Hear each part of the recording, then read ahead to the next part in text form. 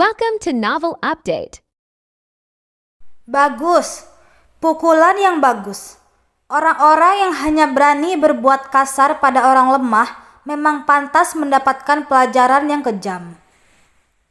Melihat Charlotte yang berhasil menang sepenuhnya, sekelompok penonton yang ada di sekitar memberikan tepuk tangan dan bersorak.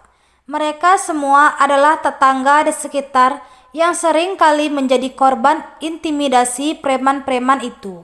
Sekarang mereka bisa melampiaskan amarah mereka. Charlotte, kamu terlalu gegabah. Kamu tidak boleh memukul orang-orang ini.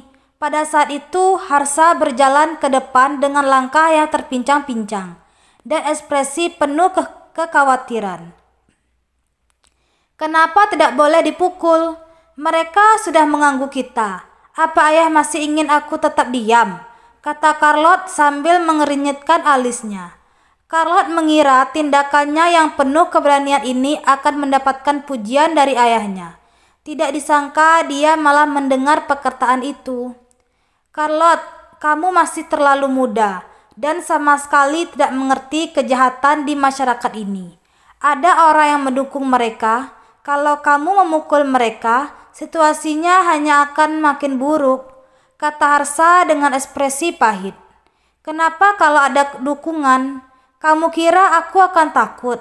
Lagi pula, kalau aku tidak bertindak, rumah kita sudah lama dirobohkan. Charlotte mendengus. Uang dan harta tidak berguna. Rumah dirobohkan tidak masalah. Yang terpenting adalah keselamatan. Kamu harus ingat, keselamatan selalu menjadi yang utama, kata Harsha dengan penuh perhatian. Ayah selalu menakut menghadapi masalah seperti ini. Dipukul orang juga tidak berani membalas. Apa ayah tahu, orang baik selalu ditindas orang. Makin lemah akan makin sering ditindas orang. Kapan ayah bangkit dan berdiri tegak seperti seorang pria? Kata Charlotte dengan tegas. Dalam sekejap Harsha tidak bisa berbicara. Sebagai seorang ayah, dia hanya berharap putrinya bisa aman, meskipun dia harus menderita. Dia juga merasa tidak bersalah. Gadis brengsek, gak kusangka kamu sehebat itu. Pada saat ini, pemuda berkacamata hitam yang duduk di mobil tiba-tiba membuka pintu mobil dan turun. Di belakangnya ada dua pengawal bertubuh kekar yang mengenakan jas. Siapa kamu? Charlotte menggenggam pemukul bisbol lagi dengan erat dan ekspresinya terlihat waspada.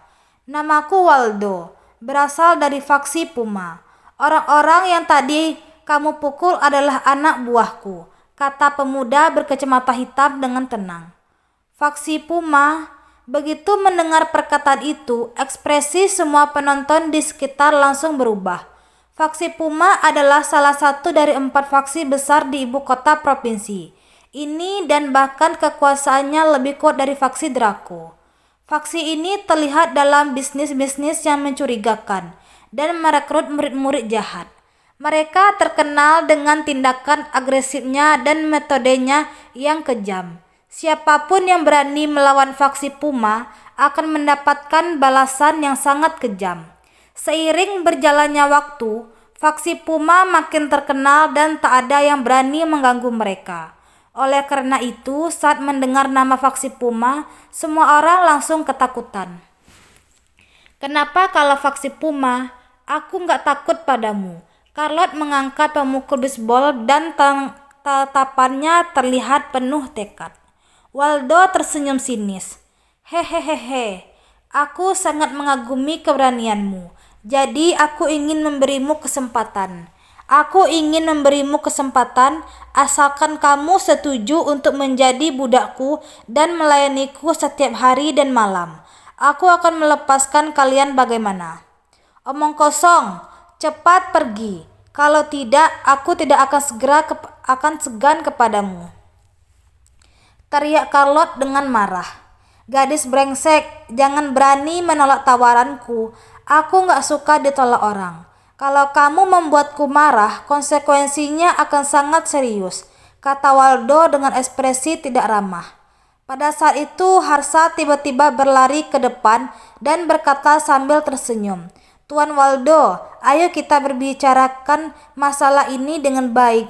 Putri saya masih muda dan tidak tahu apa-apa. Dia sudah membuat kesalahan tadi. Mohon Tuan berbalas kasihan dan melepaskannya.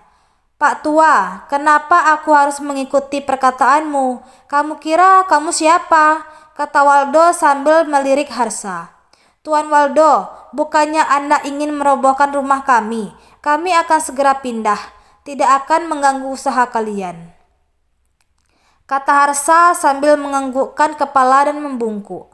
Kedua hal itu berbeda. Aku ingin merobohkan rumah ini dan juga putrimu. Kalau tidak ingin mati, menjauhlah, kata Waldo dengan kesal. Tuan Waldo, pergi. Harsa baru saja hendak memohon, tetapi Waldo mengangkat tangannya dan langsung menamparnya hingga terjatuh ke tanah. Ayah, ekspresi Carlot berubah dan langsung marah. Berani memukul ayahku? Ayo kita berduel. Carlot mengertakkan giginya dan menyerang dengan ganas.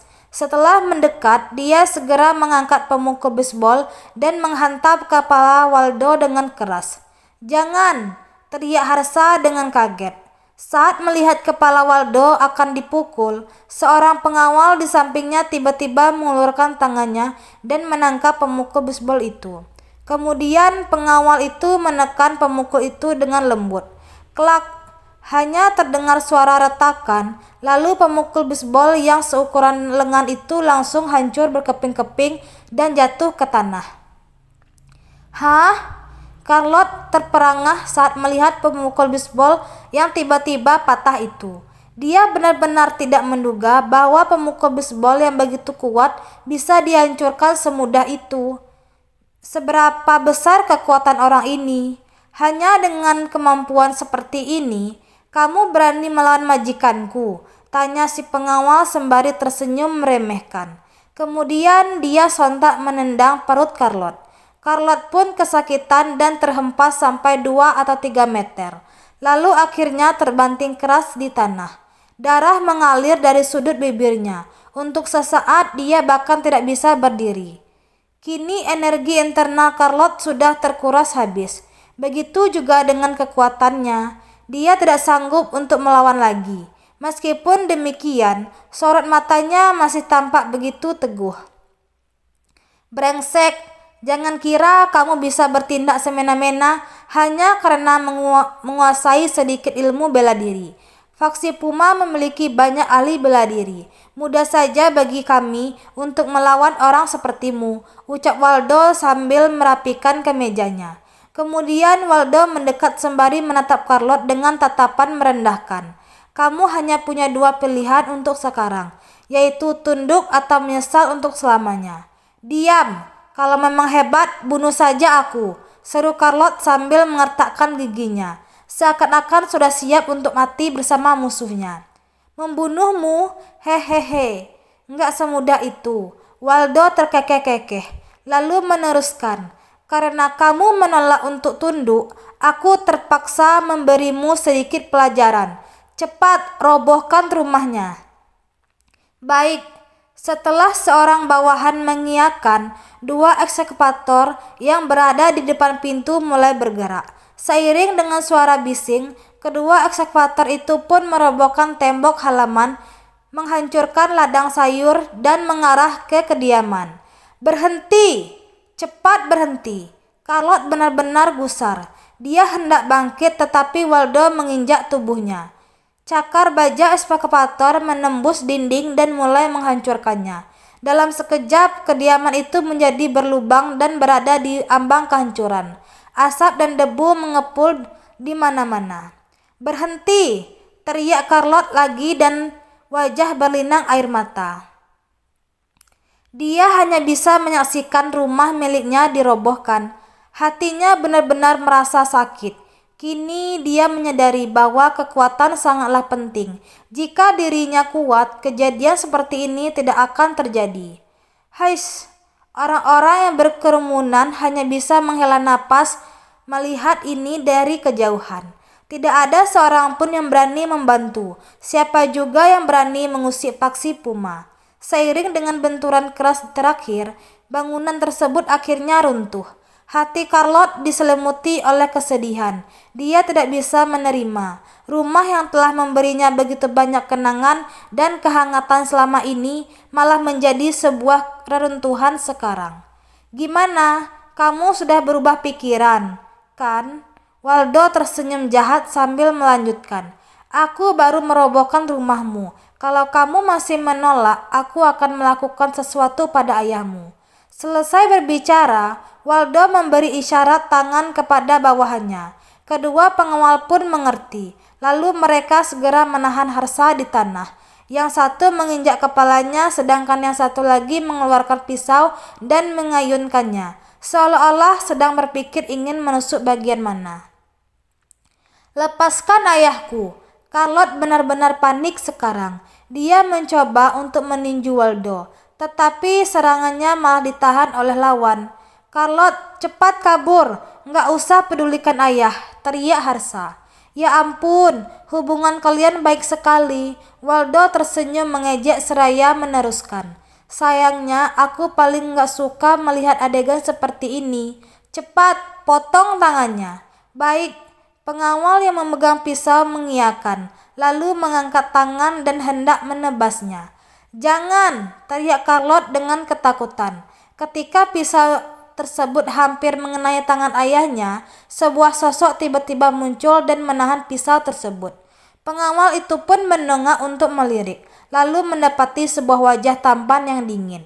Wajah itu tampak berekspresi datar, tetapi membuat orang yang melihatnya merasa ketakutan. Seakan-akan yang berdiri di hadapan mereka adalah monster.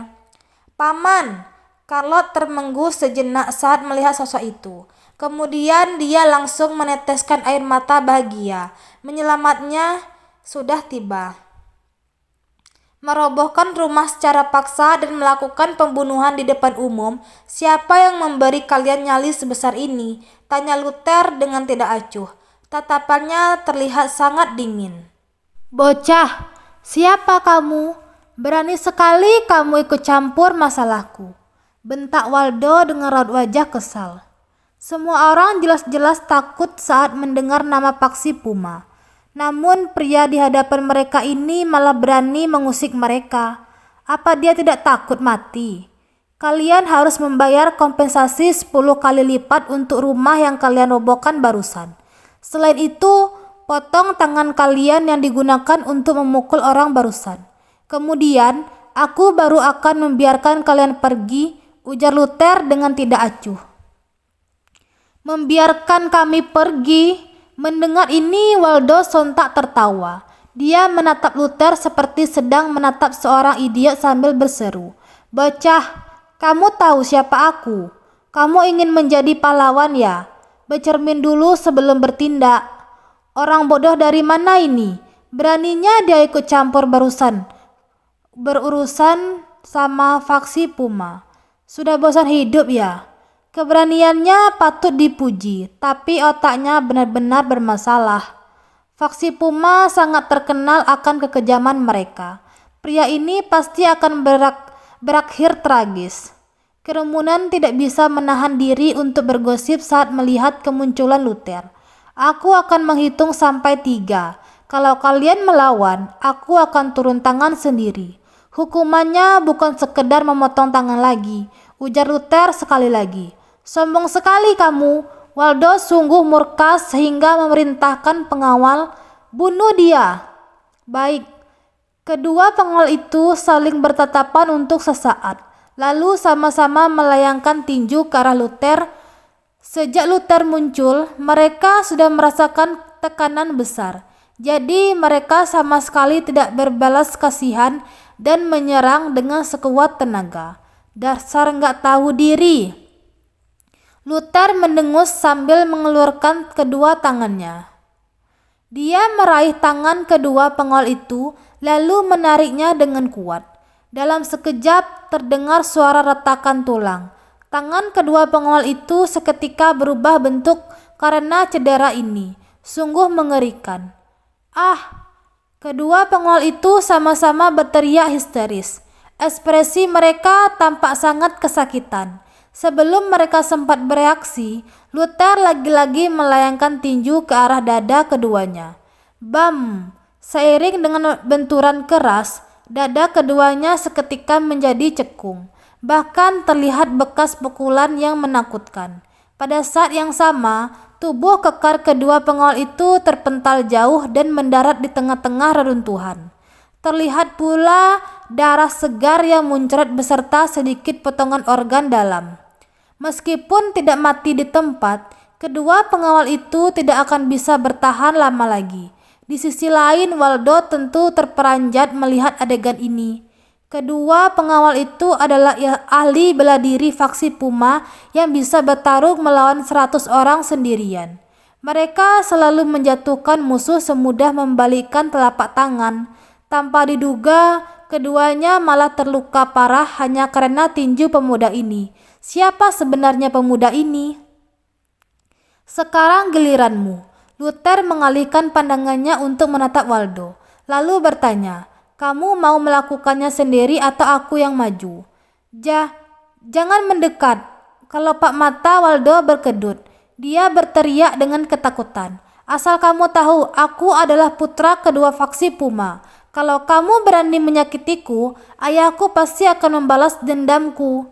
Putra kedua faksi Puma, kerumunan sontak heboh mendengarnya. Mereka mengira Waldo hanya anggota faksi Puma, tetapi ternyata adalah putra pemimpin faksi. Jelas, orang seperti ini tidak boleh diusik. Aku gak peduli dengan identitasmu. Pilihanmu hanya dua, ganti rugi dan potong tanganmu sendiri atau bernasib sama dengan mereka, sahut Luther dengan nada datar. Kamu ini tuli ya, aku putra kedua faksi Puma. Sebelum Waldo melanjutkan perkataannya, Luther sudah berkelabat ke depan dan mencengkeram lehernya, bahkan mengangkatnya ke udara. Waldo tidak bisa bernapas. Kedua kakinya terus menendang-nendang, berharap Luther mau melepaskannya. Ketika melihat tatapan Luther yang begitu dingin, hati Waldo akhirnya diselimuti ketakutan. Dia tiba-tiba mengerti bahwa pria di hadapannya ini adalah orang gila yang tidak peduli pada identitasnya. Jika tidak berhati-hati, dirinya pasti akan mati. Tuan Luther, tunggu! Harsa tiba-tiba bangkit, lalu menasehati. Sebaiknya kita nggak menyinggung orang seperti dia. Tolong lepaskan dia. Kalau enggak, kami yang harus menanggung konsekuensinya. Aku yang akan menanggung semuanya nanti, sahut Luther. Tuan Luther, kamu tentu nggak takut dengan faksi Puma karena begitu hebat. Tapi kami nggak akan sanggup. Kami hanya rakyat biasa yang nggak berani menyinggung tokoh hebat seperti mereka. Kalau kamu menyakitinya, kami pasti terkena imbasnya. Jelas Harsa dengan ekspresi getir. Tindakannya sudah begitu keterlaluan. Kalian ingin memaafkannya begitu saja? Luther mengernyit. Tuan Luther, orang seperti kami nggak pantas untuk memilih. Kami hanya ingin hidup tenang. Kalau rumah hilang, kami hanya bisa membangun kembali. Pokoknya dia nggak boleh sampai terluka. Cepat lepaskan dia, pinta Harsa yang tiba-tiba berlutut. Paman Harsa, kenapa kamu tiba-tiba berlutut? Ekspresi Luther nggak berubah saat melihatnya. Dia segera mengulurkan tangan untuk memapah Harsa berdiri. Meskipun Harsa hanya orang biasa, Luther selalu menganggapnya sebagai seniornya. Tuan Luther, aku tahu kamu ingin membela kami, tapi kamu nggak akan bisa melindungi kami untuk selamanya. Membalas kekerasan dengan kekerasan nggak akan bisa mengatasi masalah. Kami memilih untuk mengalah, yang penting bisa hidup dengan tenang, pinta Harsa. Luther seketika terdiam mendengar ucapan ini. Dinilai dari sudut pandang tertentu, perkataan Harsa sebenarnya masuk akal. Luther memang tidak bisa melindungi mereka untuk selamanya. Orang biasa memiliki cara hidup mereka sendiri. Mereka tidak boleh menyinggung siapapun, hanya bisa tunduk dan was-was.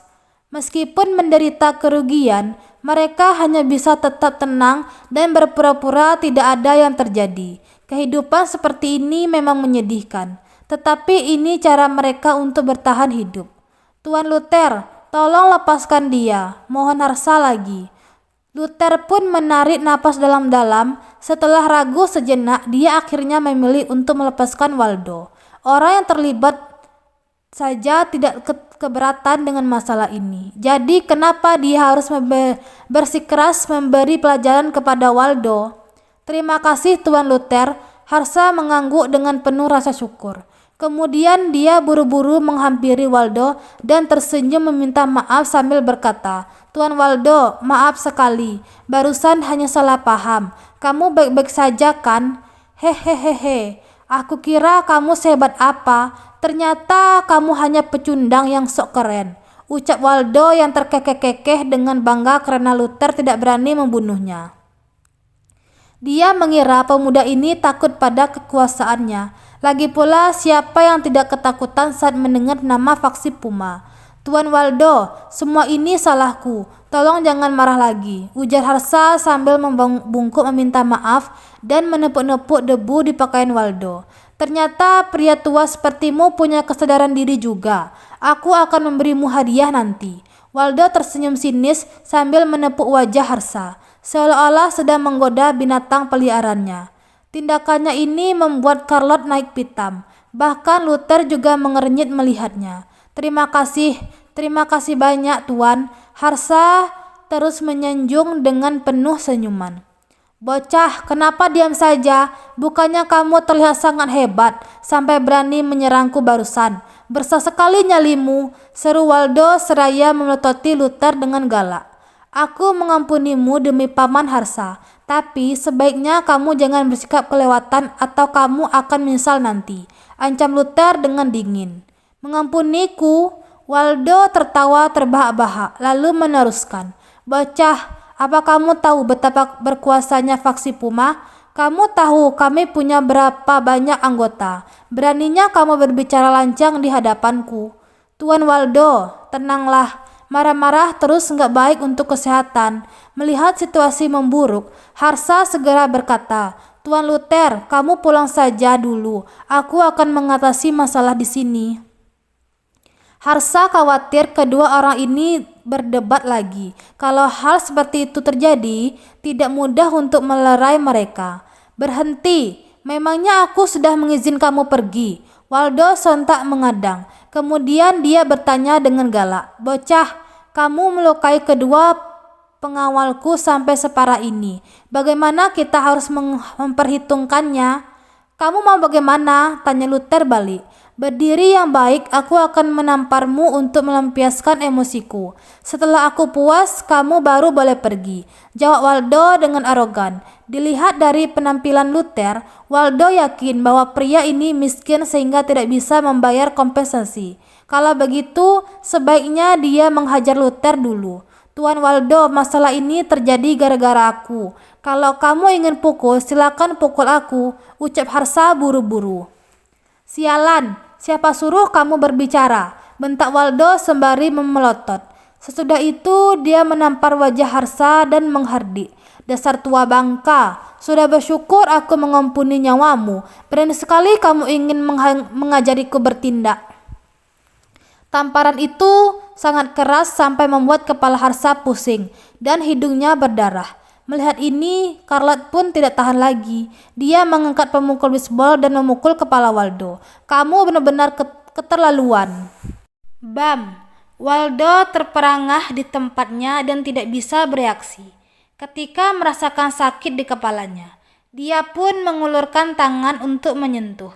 Lalu mendapati bahwa kepalanya berdarah. Ternyata kepalanya terluka parah. Berani sekali kamu memukulku. Waldo membelalakkan mata dengan terkejut sekaligus marah. Dia berteriak, Sialan, kamu pasti akan mati. Kalian semua akan mati. Aku akan...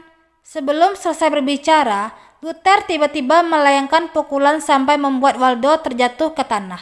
Pukulan ini membuat Waldo merasa pusing. Giginya rontok, bahkan mulut dan hidungnya juga berdarah. Kamu bilang ingin menamparku sampai puas, kan? Oke, aku akan memuaskanmu, ucap Luther yang meraih rambut Waldo dan mengangkatnya dari tanah. Kemudian dia mulai menampar Waldo tanpa henti. Plak, plak, plak, mulut Waldo sampai miring karena tamparan ini. Kini dia benar-benar pusing sampai tidak tahu jalan pulang lagi. Wajahnya yang kurus pun sudah membengkak. Sementara itu, orang-orang yang berkerumunan hanya bisa tertegun melihat keberanian Luther. Mereka tercengang dan ketakutan. Asal tahu saja, Waldo adalah putra ketua paksi Puma yang sangat berkuasa. Orang seperti ini selalu bersikap arogan, tetapi malah dipukuli di depan publik sekarang. Bagaimana bisa Luther berani melakukan semua ini? Gila, nyali pria ini benar-benar besar. Dia berani menampar putra ketua paksi Puma. Astaga, kenapa dia bodoh sekali? Sepertinya dia nggak menyadari keseriusan masalah ini. Sebelumnya masih belum apa-apa. Sekarang dia mungkin akan disiksa habis-habisan. Kerumunan terus bergosip, menyayangkan tindakan Luther yang tidak takut mati. Di sisi lain, Charlotte justru merasa sangat puas melihat ini. Bagus, bagus sekali. Waldo membawa anak buahnya untuk merobohkan rumah secara paksa. Tindakannya yang menindas wanita benar-benar tercela. Jadi, apa salahnya kalau memberi pelajaran kepada bajingan seperti ini? Gawat, ini gawat sekali. Apa yang harus kita lakukan sekarang? Kita sudah menyinggung paksi Puma, teriak Harsa yang tampak cemas. Dia berusaha mencairkan suasana, tetapi semua itu tidak berguna. Konflik di antara kedua belah pihak malah makin memanas. Setelah puluhan tamparan, Luther seketika merasa tangannya menjadi ringan. Ternyata rambut Waldo yang ditarik oleh Luther telah rontok semua, membuatnya menjadi pria botak dan hanya bisa terkapar di tanah. Wajahnya yang babak belur pun tidak bisa dikenali lagi. Masih belum selesai, ucap Luther sambil meraih kerah baju Waldo dan berniat untuk menamparnya sampai puas. Saat ini belasan mobil van berwarna putih tiba-tiba berhenti di pinggir jalanan. Begitu pintu dibuka, terlihat ratusan petarung yang memegang golok bergegas turun dari mobil. Mereka semua memakai pakaian berwarna hitam dengan suluman kepala harimau besar di bagian dada.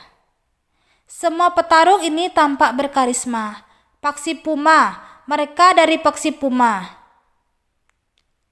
Melihat situasi ini, orang-orang yang berkerumunan ketakutan hingga buru-buru terpencar. Mereka khawatir diri sendiri akan terkena imbas. Thanks for watching.